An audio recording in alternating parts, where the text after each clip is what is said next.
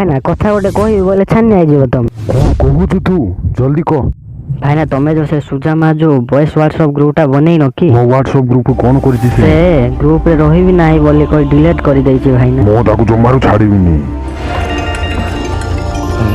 ବଢ଼ିଆ ଟାଇମ୍ରେ ଫୋନ୍ କରିଛ କାଳିଆ ଭାଇନା, ସାବାସ୍। ଆଚ୍ଛା ତୁ ମୋତେ ଗୋଟେ କଥା ବୁଝେଇ କରେ, ମୁଁ ବନେଇଥିବା ସୁଜାମା ହ୍ୱାଟ୍ସଆପ୍ ଗ୍ରୁପ୍ରୁ ତୋ ନମ୍ବରକୁ କାହିଁକି ଡିଲିଟ୍ କଲୁ? ଇସ୍ ଆଉ କ'ଣ କହିବି, ମୁଁ ଆଉ ସେ ଗ୍ରୁପରେ ରହିବି ନାହିଁ ଆଜ୍ଞା।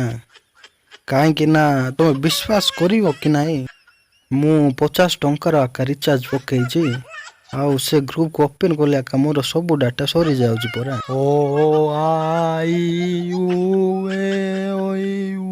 ରେ ମୋ କାଳିଆ ଭାଇ, ତୁ ଯଦି ଥରେ ଡିଲିଟ୍ କରିବୁ ମୁଁ ତ 2 ଥର ଏଡ୍ କରିବି।